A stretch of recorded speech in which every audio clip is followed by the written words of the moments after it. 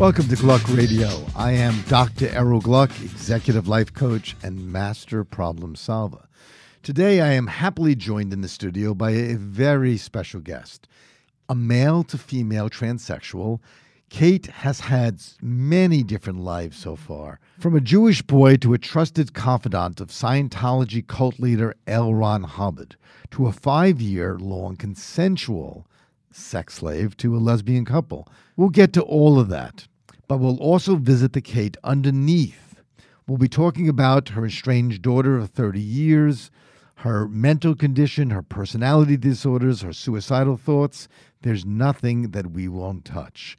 Condemned by Pope Benedict, she is an activist and an advocate for transsexuals, freaks, teenagers, and anyone else who just might not fit in. Betsy and I are pleased to have her in our studio and to talk about her memoir, A Queer and Pleasant Danger. Kate, it is an amazing pleasure to have you. You have one of the most interesting lives that we've had in our almost 70 episodes. So let me jump right into this. The thing that I loved about your book is that you just were blatantly honest and you yourself. You didn't try to cover anything out. You let everything hang out, and you weren't trying to protect yourself at all. And it went all over the place, and I loved it then when it went all over the place. So let me jump into the question. Right now, what is your gender legally, anatomically, and spiritually? And explain the difference. Wow. Okay, Dr. G. My gender legally is female. In this country, I don't know what it is. It would be in other countries, but on legal documents, it's female.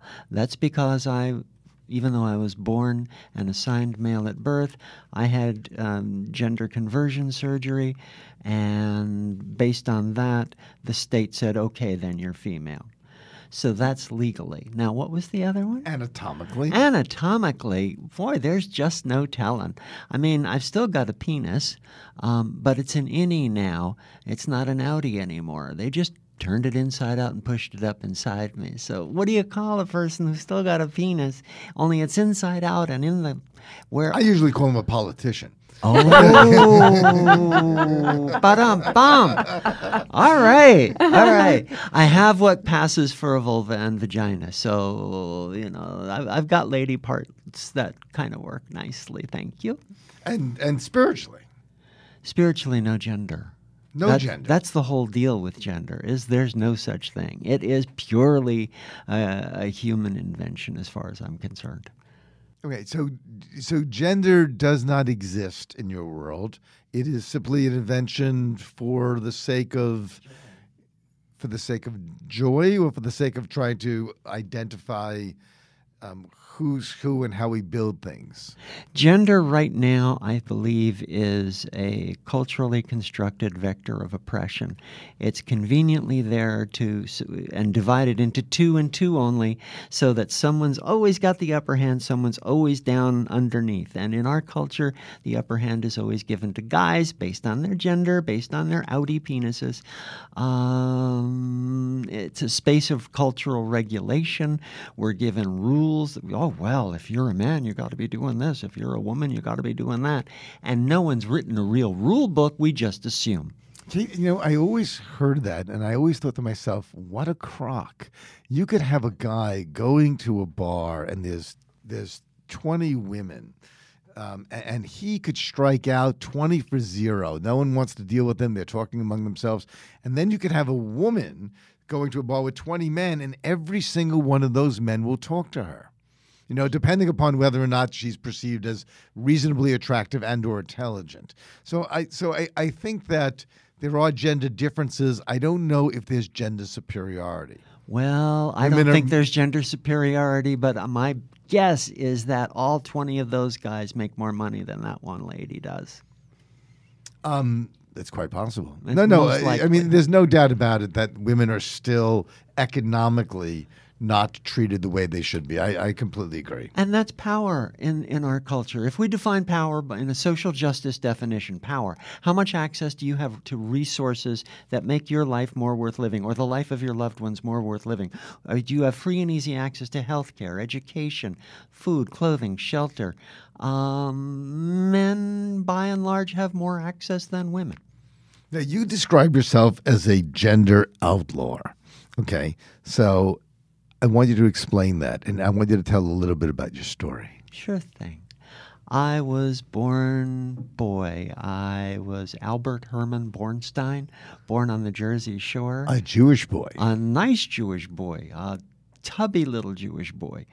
And for the first 4 years of my life, I had no idea of boy or girl. It was a traditional Leave It to Beaver family. I was the beaver. And then I went to nursery school and got told to line up. And the boys were on one side, the girls were on the other side. I looked and I went, I did not like what I saw on the boys' line, so I said, I must be a girl. And I just went over and lined up with the girls. And this is when a teacher first came over and told me, oh, no, dear, that's the line for the little girls. And I said, well, then I'm a girl. And you know that look that teachers can give you when you're a little kid? They don't have to say anything. And that scared me for decades, that look. I went through life pretending to be guy, watching guys, seeing what they did, watching television, doing what the television guys did. And it never seemed to work for me. Went to high school, college, acting. I did a 12-year stint in the Church of Scientology, working with L. Ron Hubbard. We have to talk more about that. And I was hoping you would say that. And then finally said, it's just not working, and I must be a woman. And so I went through all the medical hoops and psychiatric hoops to get my surgery, and I came out and I was a woman, and it worked. It was really great, except I felt like I was lying all over again. I'm looking at women. How do you do that? I don't know. How do you do that thing? And it felt like pretending all over again. And finally I realized, I'm pretending to be both. I must be neither. We're going to jump into Scientology, but you have a very interesting story about how you actually lost your virginity. I want you to tell that story. Oh, it was like almost not graduation day, but it was homecoming, and some kind of big dance was happening, and I was a senior in high school. And oh wait, no, sorry, lost my virginity. This is your father. Oh, God. Okay, I lost so many virginities, Dr. G. I can't begin to count them. Let's just stick with the first one, and we'll go on later to the others. All right, I was 13 years old, and my father says, "So, have you gotten laid yet?" No. Well, you're going to tonight, and he had worked out with a friend of his. It goes along with the bar mitzvah.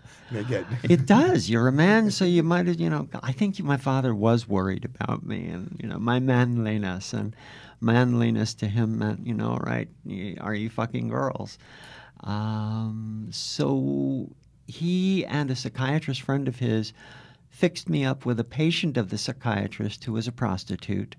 And I was supposed to have sex with her that night in my father's office where I worked in the summer, on the electrocardiogram bed, where I would give elder patients electrocardiograms. And in those days, it wasn't all neat like it is now. You used this saline goo, and the room was smelly, and it was just terrible. And that's where I was supposed to meet this woman. And I meet her there, and she looks just like my father's twin sister. And this is like, oh my God, that's the worst. She looked like Aunt Frankie. And, it sounds very romantic. Oh, it was so not romantic. It was like the worst. And we didn't. And she asked me, she says, well, baby, do you like boys? Is that it? And I said, no, I don't think so. And I just lay down with her, and she was sweet, and we lay down together for the bed on 30, 45 minutes, went out for coffee and talked about Audrey Hepburn for the rest of the night. That didn't sound so bad. No. I want to ask you a question, and that is that you say in your book that you are a very, very good lover. And the same thing comes up in Molly Haskell's book about her brother, who was also a trans. And he was also an extremely good lover when he was a man, or she was a man. And I'm wondering if this is something that is maybe a constant, because in my book, Swoon, I discovered that some of the greatest seducers were quite androgynous, that they identified with women. They wanted to please them. Casanova said, 3/4 of my pleasure is the pleasure I give women. And I wondered if that mixed gender quality in you made you the great lover that you were when you were a man, and how it also translates now into your sex life, that gender empathy, I think they call it. I did identify with my lovers. I've always been attracted to women. I had a lot of sex with men, so I'm physically attracted to men, but I've always wanted to partner with women. Thank you for that. Thank you for picking up on that. My joy came from the pleasure that the women I was with were evidencing. I wanted to feel like that. I tried when I was sleeping with a woman, and I just tried to envision, okay, that's not my penis, that's my vagina, and I would feel it. And when you start to envision like that, you slow down, and that was really good. The slow part worked, and the part about not coming right away really worked too. And I wanted to explore their bodies because that's the body I wanted to have. As far as today, interestingly enough, I'm now enjoying more of the boy side of my body and learning about that in terms of sex. Sex is very fluid. Well, there are many fluids in sex, yes. You were both right. Okay, so let me ask this question, because it really overlaps with a couple of things.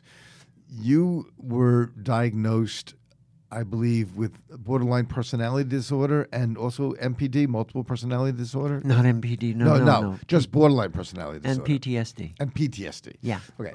How did, first of all, your family handle this confusion? How did they handle you becoming a woman? And how did the disorder fit in to the whole dynamic of who you are today? Good questions. My parents never knew about the mental disorders. They came from a generation. I'm 65 now, so they were way old, and you didn't talk about mental disorders at all. My father died before I came out as transsexual. My mother wanted nothing to do with it when I told her, and it was 6 months later we made up, and we had a good 7 years together as mother, quote-unquote, daughter, before she died. But interestingly enough, my borderline personality came into play because people with borderline personality disorder are great liars. And that, plus having been an actor, which is also the whole profession of lying, and writing, which is more lying, I was good at it. And I could tell people what they wanted to hear, and I would tell my mother what she wanted to hear. What was the big breakthrough for both of us when she finally believed that I was a woman was that when I told her I was a dyke, that I still loved women. And she goes, "Oh, I'm so relieved to hear this, because I know you've always loved women. And if you told me all of a sudden you're loving men, I knew you would be making it up. You made me very happy, Albert." Kate, I said. Kate. Yes, Kate, I'm sorry. Only in a Jewish family. Lovely. I can see your attraction to acting, the love of inhabiting different personas, including different sexual personas. And doing that from a Stanislavski method, from the inside out, those were my teachers. They'd been trained in that method. And so you really transform yourself from the inside out, feeling the heart, feeling the emotional core of a different character, helped me a great deal with my gender transition. Now, explain this. You were a woman trapped in a man's body. No. Not. No, I never. That's a trope. Okay, so let's go back. Okay. A woman trapped in a man's body is what the physician Benjamin, I forget his name, Harry Benjamin, gleaned from his patients, and it quickly got around in the trans community of his day that you had to tell Harry Benjamin you were a woman trapped in a man's body. You had to tell him that because that was his criteria for diagnosis. Right. That's all that was. I never felt like a woman trapped in a man's body. What did you feel like? I felt that I wasn't a man. So you just felt that you were a woman, period? No.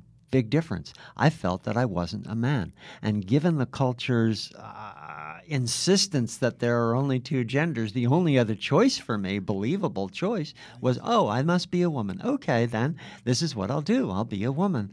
And never really had a choice in the matter till after everything was said and done. So the problem with Western binaries. Bingo.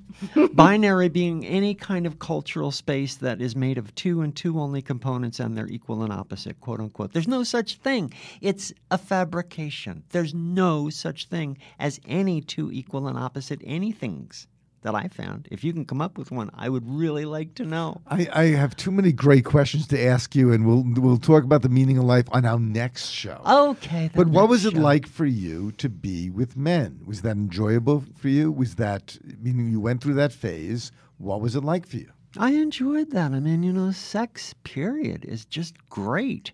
I loved sucking cock. I still do. Most of the cocks that I suck these days are dildos. But, it's a fun thing. It makes you feel good. When I was with men originally, it made me feel like, okay, I'm a woman. Because, again, the binary of hetero or homo, okay, if I'm with a man, then I must be a woman. And guys are great. I just don't want to live with one. So you rather live with a woman? Hell yes. Okay. Any particular reason? Oh, let me count the ways. Count them. I get more affirmative, positive feedback. I don't feel like I'm pretending. With my girlfriend right now, we've been together 16, 17 years. She's bisexual. And she likes the girl in me and she likes the boy in me. And I can be all of that with her. You're a full service opportunity. You betcha. You ain't seen nothing yet, Dr. J. I wonder if that's the source of your charisma. I read an article about your amazing charisma. And if you think about it, all of these ancient myths have creation stories where there's the great he, she, who creates the universe. And there's almost no Indo-European culture without androgens, am I pronouncing that right, who have this aura, which they call mana. And it's intensely attractive. And lots of psychiatrists have talked about this pull that we have, this unconscious yearning for unity, gender unity.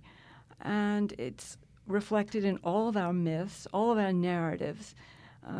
And I wonder if that's part of the source of your charm, your appeal. I mean, you've had tremendous success with men and women from what I've read. And I just am interested in that as a source of charisma. I wouldn't know about my own charisma. I wouldn't. I know that I fall in love pretty easily. So it's a good thing I'm polyamorous, and that my girlfriend is too. Don't know how to speak to that one. So, you know what? I'm going to ask you a different question. You are, to me, the epitome of someone who appreciates one's individuality and appreciates the lack of labeling and the ability for a person to be somewhat fluid and not reliant on definitions, but really reliant on what the interaction means. How did you get involved with Scientology? Tell me that story. And as I read, you kind of moved up the ranks. So what was that all about? Well, I do enjoy labeling. I think labeling is necessary when it's conscious and agreed upon and consensual. Labeling is great. It gives us traction with which to connect with each other. Oh, you're a man, I'm a woman, I know what to do with you. You're a woman, I'm a woman, I know what to do with you. You're a I don't know, and I'm an I don't know. I know what to do with I don't know what to do. You tell me. But in that position, in that last position, it's crazy making and you need rules. Scientology had rules. Scientology had answers. That's what Scientology is filled with, has all the answers. The poster that sucked me in, abandon your tedious search, the answers have been found. Thank fucking God, said I. And I went in, and indeed, they had answers for everything. Everything. And it felt so good that I wasn't wondering anymore. I felt that I didn't live up to their standards, but I didn't live up to anybody's standards up to that point. So at this point, do you see it as a cult? Oh, fuck yeah. Okay. And were there answers, just answers that helped make sure there was a perpetuation of their funding and their own cult? Or do you find that those answers were truly answers that were able to help just about anyone? It's one of the systems. Scientology is one of these systems where they give you, all right, here's this, what we'll call a fact. And you go, oh, okay, I believe that.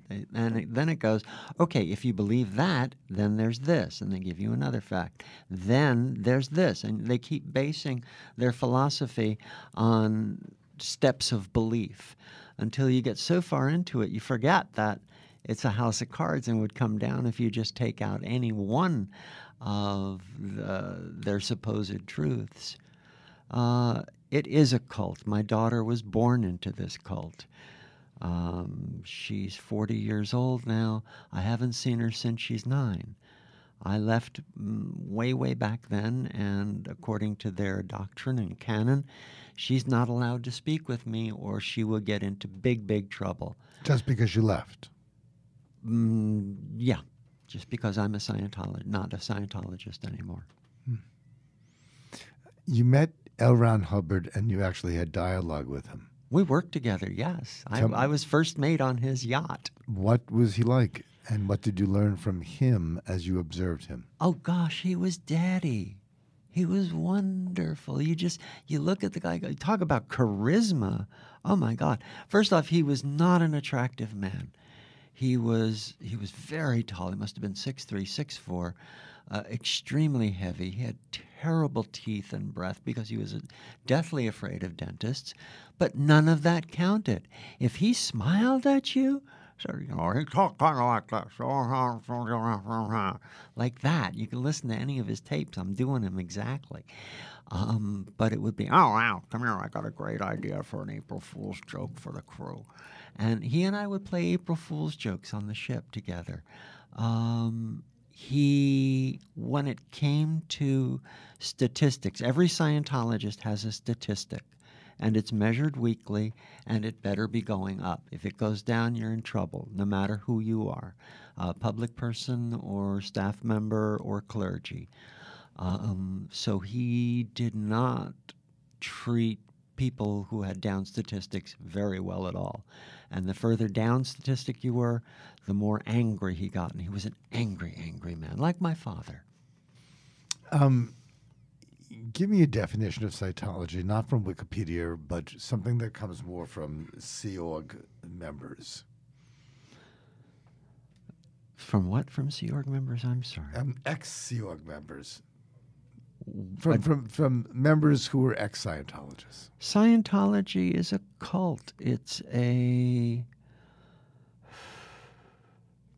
something I wanted to give my life to, and all my friends wanted to give my life to. We were told we were saving planet Earth, and we didn't have much time to do it because at any minute one of these crazy governments was going to blow it all up in a nuclear holocaust.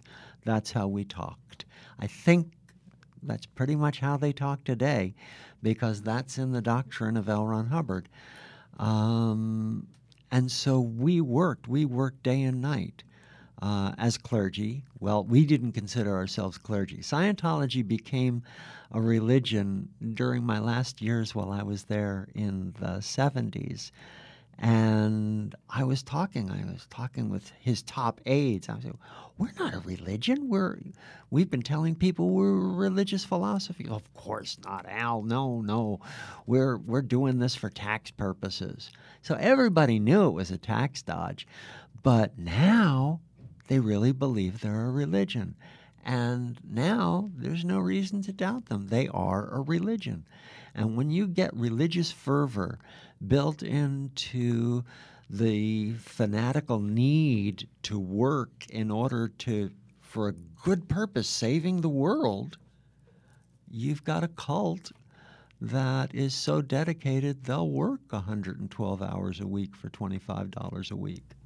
Do you think there was a defensive mechanism in all of this? Because without all of those certainties, without all of those rigid belief systems, you're returned to primal chaos, personal confusion, gender confusion, etc. Most everybody I've spoken to who's now an ex-Scientologist, and including me, has felt that they were the only ones who thought it didn't work. I thought it didn't work on me because I was such a fuck-up and such a freak, and because of my gender confusion. But Scientology says that you are your own immortal soul. You don't have a soul, you are one. You're not your mind, you're not your body. You are your own immortal soul, and as such... Gender-free. Yeah. Thetan, so they call it Thetan from the Greek letter theta, which Hubbard taught meant complete thought. Have no gender. There are no boy Thetans and girl Thetans. And I thought, yay, that makes the most sense ever. And I still teach that. So you got married while you were in Scientology, but you said that it lacked love. Was it an arranged marriage? How'd that happen? I was married twice in Scientology, and the first time it lacked love. She proposed to me as part of a program instituted by L. Ron Hubbard. He said, any woman who proposes to a man and gets married in this year will be promoted one rank. We had naval ranks.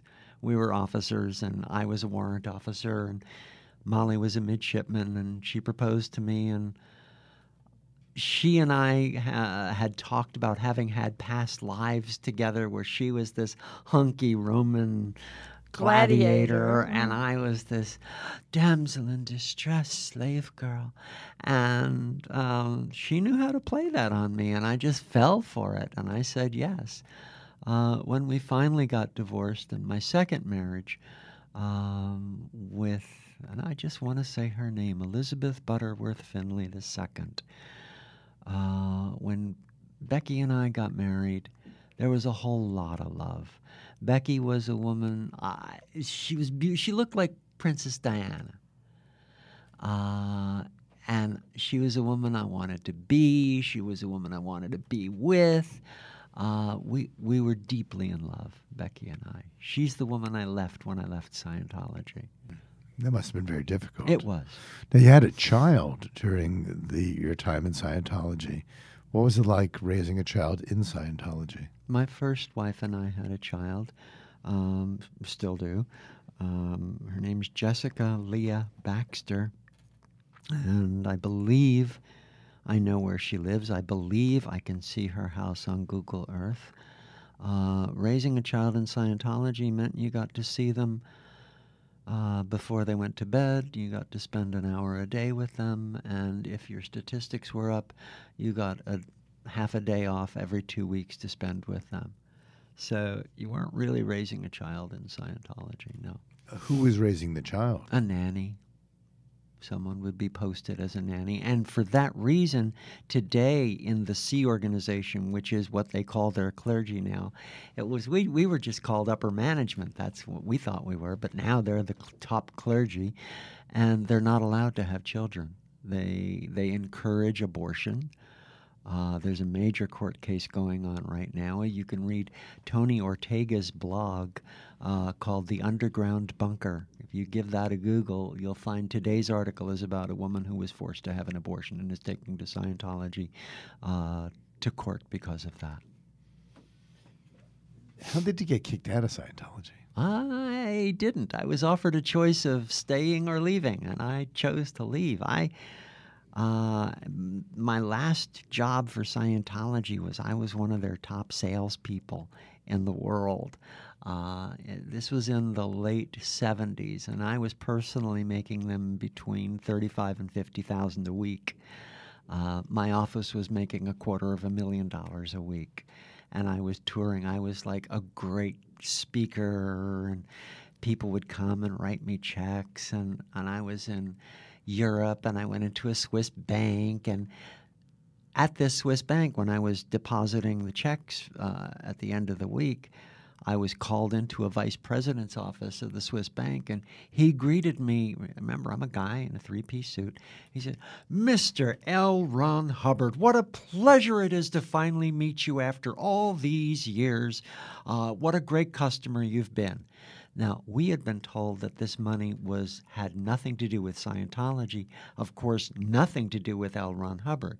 All of the money we were making, we were told, was going into a fund to protect Scientology and promote Scientology.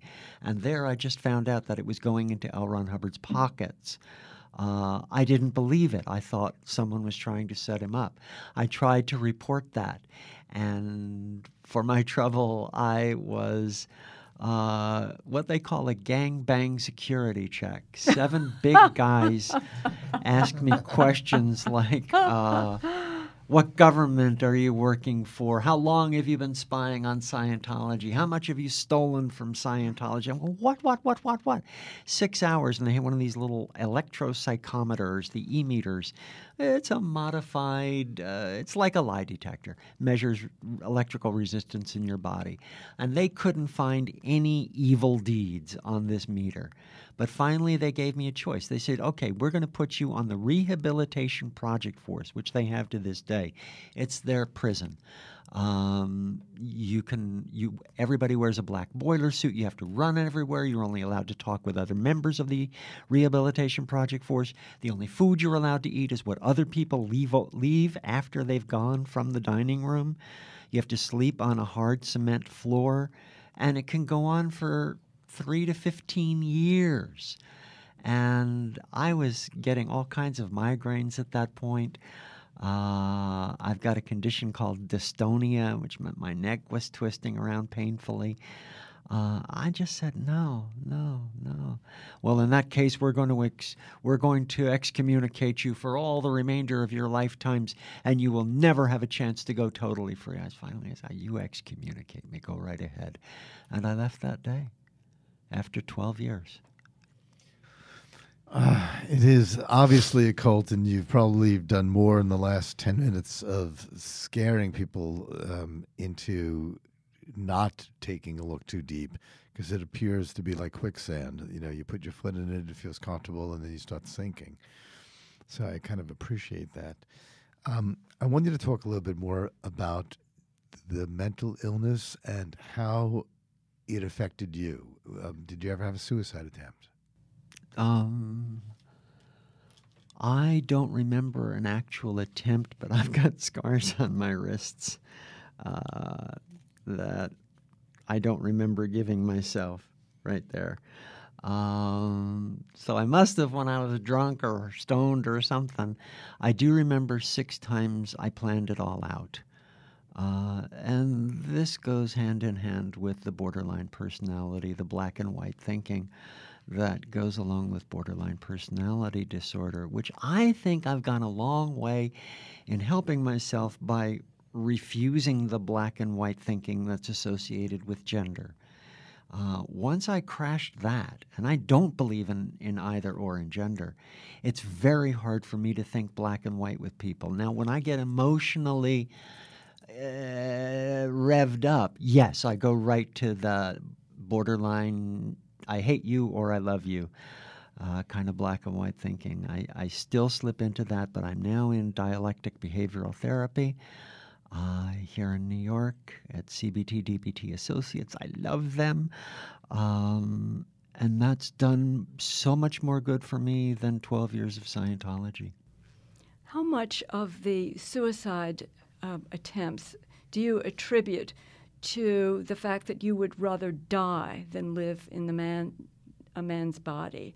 The reason I ask that is because last week in Belgium, as you know, a man who wanted to be a woman did not have a successful operation and was granted euthanasia, said that she would rather be dead than live in the body of a man. The statistics I've read show that the highest percentage of the population who attempt suicide are in fact trans people. A good over 30% of people who identify as trans have either attempted or had suicidal ideation, yeah. Right. And I think it has everything to do with what I was asking. Not being able to live your life the way you've wanted to live your life. I wrote another book called Hello, Cruel World, 101 Alternatives to Suicide for Teens, Freaks, and Other Outlaws, in which I try to encourage people to keep on living. Just do whatever you want to do, even if it's against the rules, even if it's against the law, even if it's immoral, unethical, even if it's self-damaging. Just stay alive. There's only one rule you need to follow, only one rule in the book, and I'm so happy about that, and that's don't be mean. And of course, that can get you in trouble with God because most of the fun stuff that we get to do goes against somebody's God, and that ends you up in hell. So as part of the book, I give everyone a get-out-of-hell-free card. And it works like this. You do whatever it takes to make your life more worth living as long as it's not mean and it gets sent you to hell. Give the card to Satan, and I'll do your time for you. Well, I love that because you didn't charge for the card. No. Okay, good. So we're now we know that you can let people out of hell and they don't have to pay for it. Not a nickel. So what is your personal belief about a supreme power? Do you believe in a God? And if you do, tell me a little bit about the God you believe in. I don't believe in a single creator God. I believe there's something greater than all of us put together. Obviously, there's something like I believe that that's bigger than we can possibly conceive. That's something, and I believe it's infinitely good, a good we haven't been able to imagine, or we would be living it. I call it the great big good. I believe in angels. I believe in demons. I believe in fairies and pixies and elves, but I don't believe in a single creator God. That makes me an atheist. No, I don't think that makes you an atheist. Really? No, because if you were an atheist, then you would simply believe in science, and fairy, pixies, and elves, and angels and demons don't kind of fall into that category. Thank you. I think welcome. agnostic is the word. Yeah, I'm not unsure. I'm sure there's no creator God, and I got that out of my study of Buddhism. Fairy. I did. An elf whispered that in my ear. There she is, right behind your shoulder. Now, one of my favorite quotes in the book came from your third wife. You do get around, darling.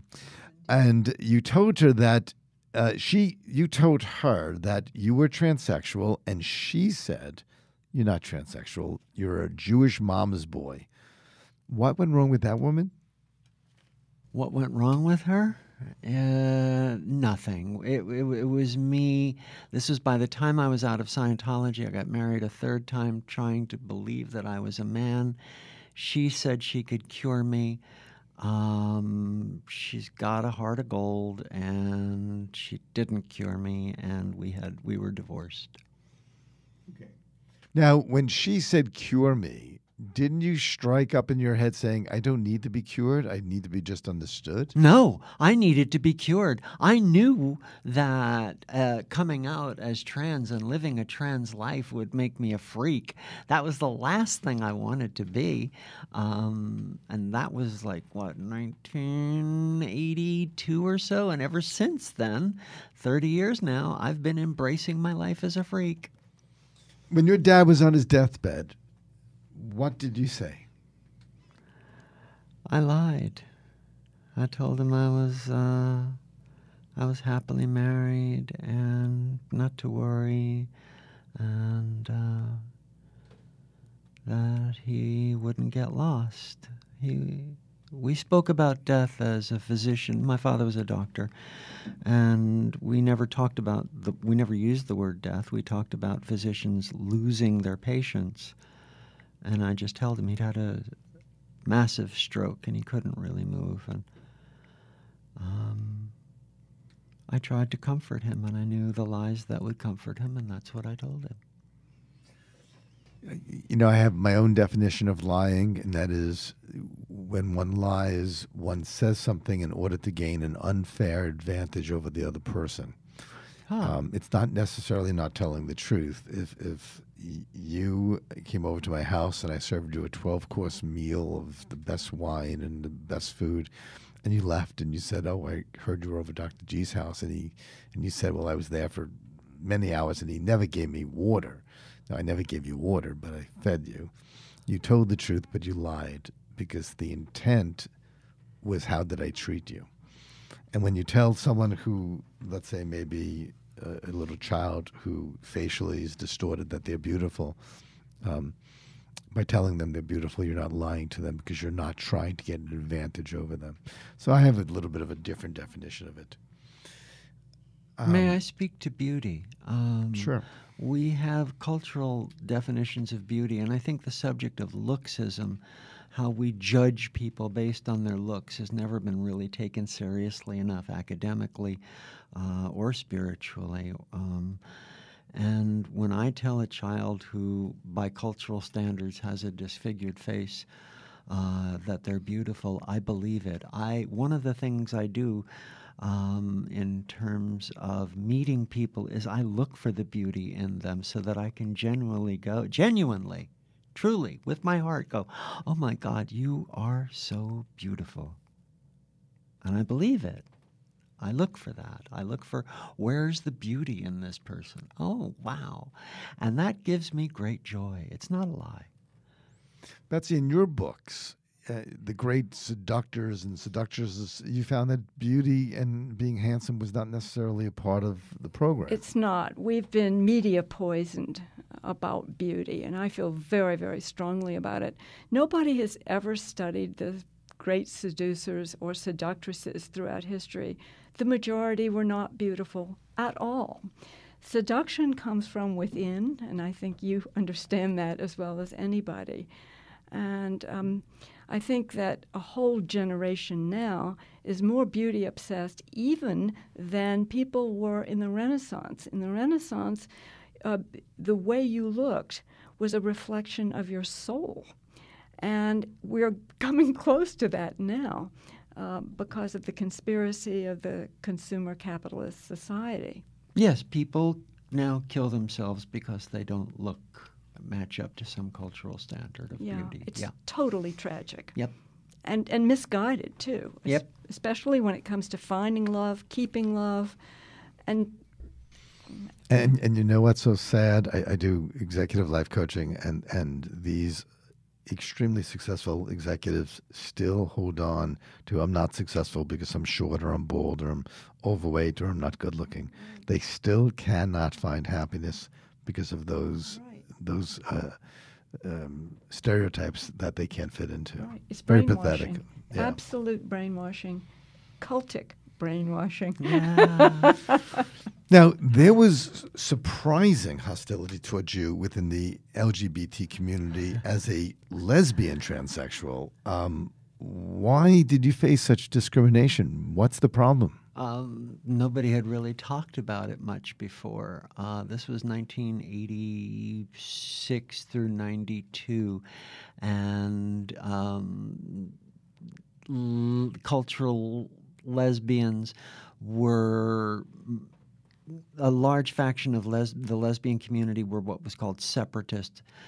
These are still around in what we'll call excluding radical feminists who believe that the reason men become quote-unquote women or try to become women is to take over women's bodies and subjugate them and to take over the women's movement and do it in. And there's still a small faction of women who say that. And in terms of within the trans community, I was kicked out of a trans support group I helped found when I came out as a lesbian because I couldn't be a real transsexual if I loved women. And this is what trans people believed in those days. Now not so much, but there's still quite a number of people who have their own standards for what it means to be a real fill-in-the-blank, and I rarely live up to that, and very few of us do, but we all manage to try and convince people that we do. You entered into a relationship that was described in your book as a master-slave relationship with a couple of lesbians in Seattle. At what point in your life did that come about? And tell me a little bit about what made you get into it and what made you get out of it. I had gone through my gender reassignment surgery, what people call a sex change, in 1986. I was living in Philadelphia, moved to San Francisco in 88 because I heard it was, the streets were paved with gold. And I got there, and by golly, there were men holding hands on the sidewalk. There were women kissing each other on street corners. And most importantly, there was a large leather community. Leather is an umbrella term for bondage, discipline, sadism, and masochism. And also this dominance and submissive community. Now, within the lesbian SM community, there were two factions, those who admitted bisexual and transgender women and those who didn't. And there was a large group called the Outcasts who welcomed trans women and bisexual women. And I joined the Outcasts. And again, it gets back to needing some rules, needing a time when I don't have to think. All I have to do is obey what you tell me to do. Wow, that is great. It's a wonderful feeling. And I'm as codependent as anybody gets. And within the space of being a slave, you get to live out your codependence wonderfully. It comes in really handy. All I have to do is please you. Now, if pleasing you, and you're a sadist, means you like to give pain, then hell, I like to take it, and I do. That worked out really, really well. And shortly after I broke up with a lover of mine in San Francisco, because she was going through a gender change to become a guy. We broke up because I didn't want to live with a guy.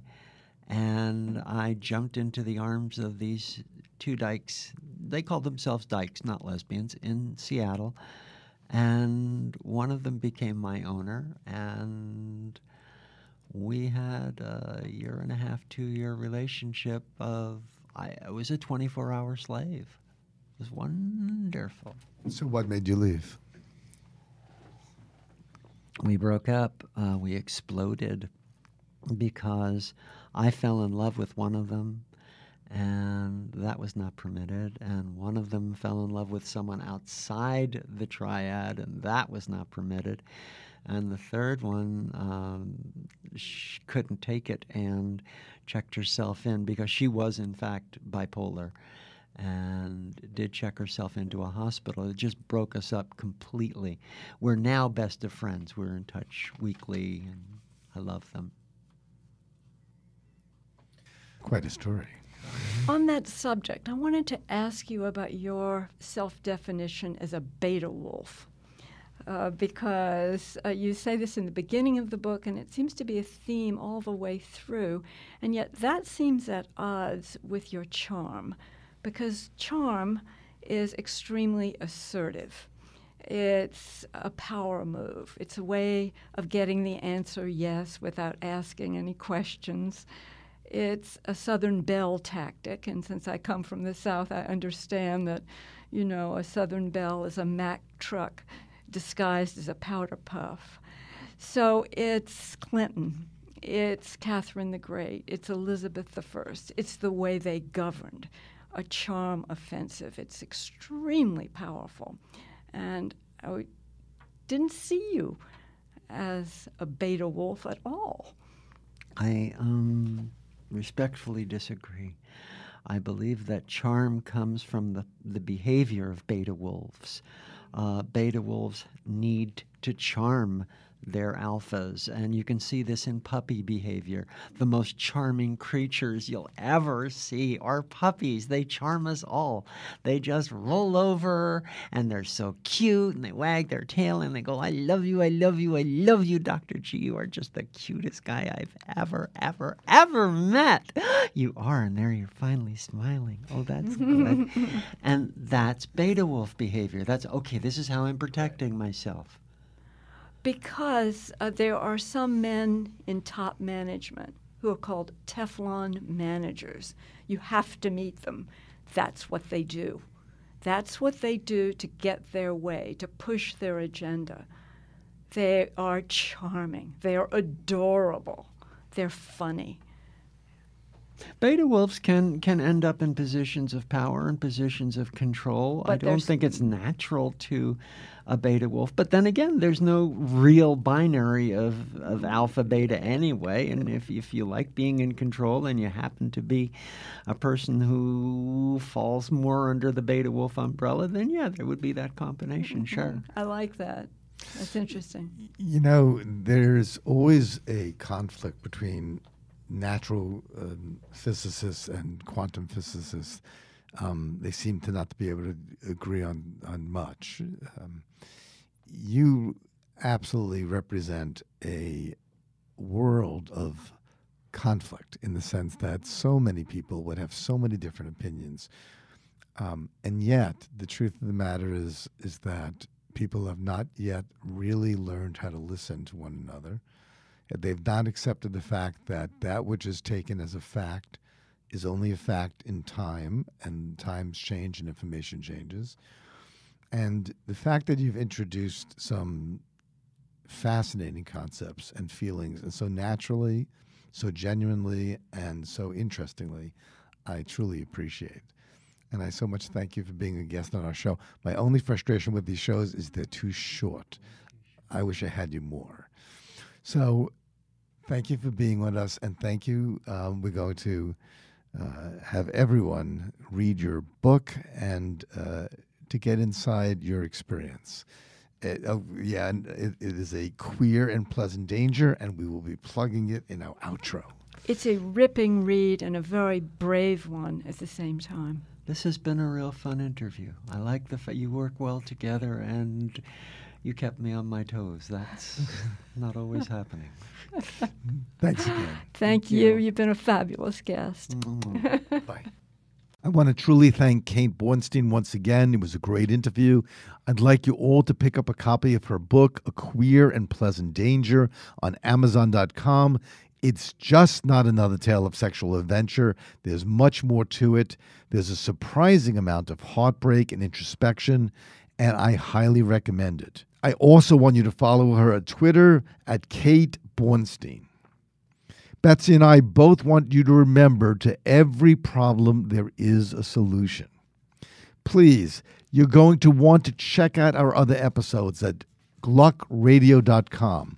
And to learn more about me, you're going to go to glucksolutions.org. You're going to buy Betsy Preloh's books on the art of seduction on Amazon.com. They're entitled Swoon and Seductresses. Keep listening and keep sending in your feedback. Till next time.